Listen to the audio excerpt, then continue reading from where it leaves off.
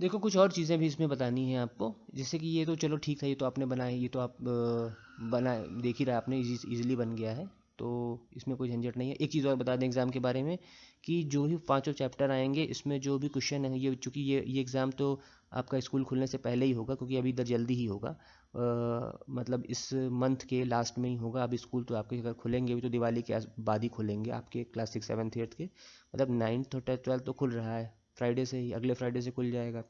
लेकिन आप लोगों का खुलने में उसका दिवाली तक का टाइम हो जाए, तब तक तो आपका हाफ ईयरली हो चुका होगा। तो ये आपका ऑनलाइन ही होगा और हाफ ईयरली एग्ज़ाम, और इसमें आपके 40 मार्क्स का होगा और 40 क्वेश्चंस होंगे, वन वर्ड वाले। ठीक है, इसमें क्वेश्चन आंसर्स नहीं आए, क्वेश्चन आंसर्स के बीच में, जैसे ही आपका टेस्ट हुआ था कि बीच बीच में से पूछा गया था, उसी तरीके से इसमें से भी क्वेश्चन आंसर्स के बीच में, एक्सरसाइजेस के बीच में से, बुक के बीच में से ही क्वेश्चन बनेंगे। और उस बार तो एमसीक्यू थे, 4 ऑप्शन थे, इस बार सिर्फ वन वर्ड या वन सेंटेंस में ही आपको आंसर देना होगा। ठीक है, और प्रॉपर टाइम मिलेगा, पिछली बार जितना टाइम मिला था उससे ज़्यादा ही टाइम मिलेगा आपको। ठीक है, तो ये एग्ज़ाम आपका हाफ ईयरली जो है वो ऑनलाइन ही होगा, 99% चांस है कि ऑनलाइन ही होगा, क्योंकि दिवाली से पहले तक आपके स्कूल नहीं खुलेंगे, आप लोगों के तो देर में ही खुलेंगे। ठीक है, अब जो इसमें मुझे बताना है वो बता देते हैं, ये सारी बातें तो होती रहेंगी। जैसे ग्राफ, इसमें कुछ ग्राफ्स के भी ऑप्शन होते हैं एक्सेल में, तो उसको कैसे करते हैं, बहुत ईजी होता है। जैसे हमको इसका ग्राफ के फॉर्म में लाना है, तो कुछ नहीं करेंगे, हम इसको पूरा सेलेक्ट कर लेंगे माउस से। ठीक है, फिर यहाँ इंसर्ट ऑप्शन पे जाएंगे, कहाँ गया, ये देखो, ये है चार्ट्स के फॉर्म में। चार्ट जो आप लोग ग्राफ कहते हो, चार्ट एक ही चीज़ है। तो ये इसको ऐसे जिस पे भी क्लिक कर दो, ये देखो। ठीक है, वही डेटा हम इस चार्ट के फॉर्म में भी डिस्प्ले करा सकते हैं। अलग अलग तरह के बहुत सारे चार्ट होते हैं यहाँ पे।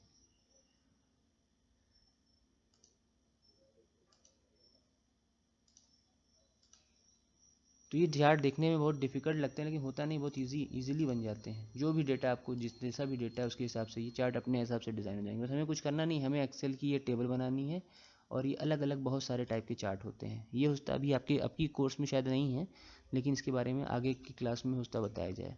तो ये भी एक इम्पॉर्टेंट पार्ट होता है एक्सेल का, कि जो भी आपने टेबल बनाई है उसको हम चार्ट के फॉर्म में डिस्प्ले करते हैं, इससे डेटा देखने में हमको आसानी होती है।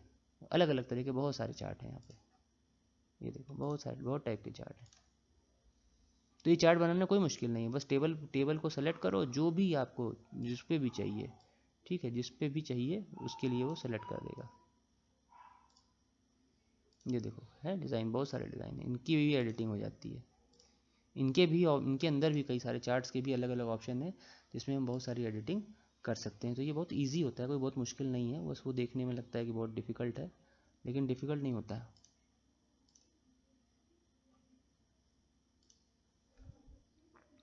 तो इस तरह से हम लोग इसको चार्ट के फॉर्म में भी आप क्रिएट कर सकते हैं, हटाना चाहे हटा भी सकते हैं। कई सारे बन गए यहाँ पे तो।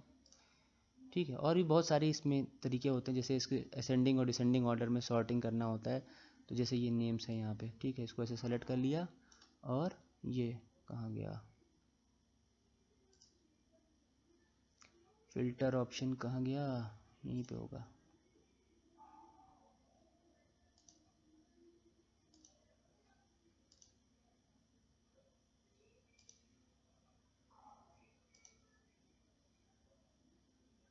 ये देखो सॉर्टिंग करने के लिए, ठीक है, सॉर्ट करना है तो इसको ऐसे क्लिक कर देंगे। जैसे A to Z करना है तो ये ओके करेंगे। देखो वो तो वैसे ही है ही, हमको उल्टा करके दिखाते हैं। ये देखो उल्टा कर दिया, ये तो पहले से ही था, तो आप ये वाले पहले आ गए। जिसके अकॉर्डिंग हम करेंगे उसके अकॉर्डिंग होगा। जैसे ये है, इन पे अप्लाई करते हैं, इस पर अप्लाई करते हैं, उल्टा करते हैं ये देखो, तो जो बड़ा नंबर था वो पहले हो गया, उससे छोटा उससे बड़ा। किसी पे भी अप्लाई कर सकते हैं, ये है, इस पर अप्लाई कर सकते हैं। यहाँ सॉर्टिंग के ऑप्शन होते हैं, लार्जेस्ट टू स्मॉलेस्ट। ये देखो, जब हम नंबर की बात करेंगे तो वो लार्जेस्ट टू स्मॉलेस्ट करेगा, जब हम अल्फ़ाबेट की बात करेंगे तो वो असेंडिंग हो। ये इस तरह से ये है जैसे ये आपका, इस पे करेंगे तो ये डायरेक्टली यहाँ से, ये देखो A to Z करेंगे, देखो ए वाला पहले हो जाएगा। Z to A करेंगे तो जो भी लास्ट वाला है, ये देखो। जब हम नंबर के लिए करेंगे तो ऑप्शन चेंज हो जाएगा। ये देखो, जब Z नंबर्स पे सेलेक्ट किया तो ये लार्जेस्ट टू स्मॉलेस्ट हो गया। ठीक है, तो ये अलग अलग हिसाब से अलग अलग करता है। यहाँ करके दिखाते हैं, लार्जेस्ट टू स्मॉलेस्ट। जब हम अल्फ़ाबेट पे जाते हैं तो ये देखो A to Z, Z to A, ये अपने आप से चेंज कर लेता है। किसके अकॉर्डिंग हमें करना है उसके अकॉर्डिंग ये अपने आप से कर लेता है। ठीक है, टेबल की भी अपनी डिज़ाइनिंग होती है, जैसे ये टेबल है इसकी भी हम अपने डिज़ाइन अप्लाई कर सकते हैं।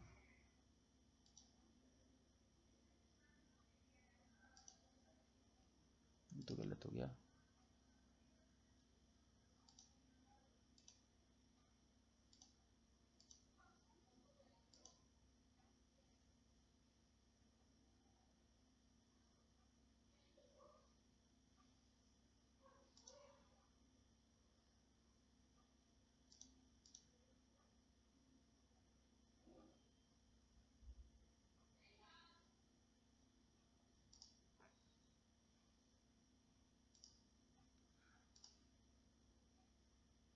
इसमें पता नहीं क्यों दिखा नहीं रहा, लेकिन हो जाती है वैसे। चलो, नहीं दिखा रहा तो कोई दिक्कत नहीं है, वैसे हो जाती है, टेबल की भी डिज़ाइनिंग हो जाती है।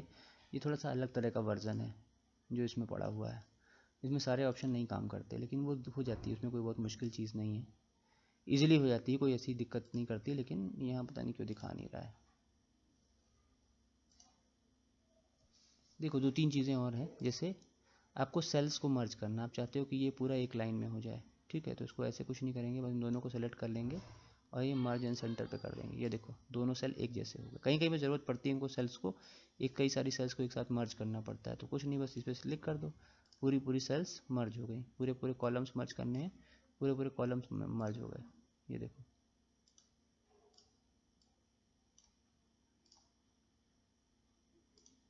ये देखो, पूरे पूरे कॉलम मर्ज हो जाते हैं, पूरी पूरी रोज़ मर्ज हो जाती हैं। कभी कभी ज़रूरत होती है, हमको कहीं कहीं पे मर्ज करना पड़ता है, तो हम इस तरीके से मर्ज कर सकते हैं। तो क्लिक करो, बस मर्ज एंड सेंटर कर दो अपने आप से। उसके बाद तो जैसे भी उसकी डिज़ाइनिंग करना चाहो कर सकते हो। डेटा को अलाइनमेंट के लिए भी होते हैं कि यहाँ पर जैसे डेटा है तो इसको हम अलाइन करना चाहें तो ये लेफ़्ट राइट सेंटर जहाँ भी करना चाहें कर दें। ये अलाइनमेंट है, left right centre align, right align. ये देखो, अभी लेफ़्ट अलाइन राइट अलाइन है, सेंटर अलाइन करना सेंटर कर लें।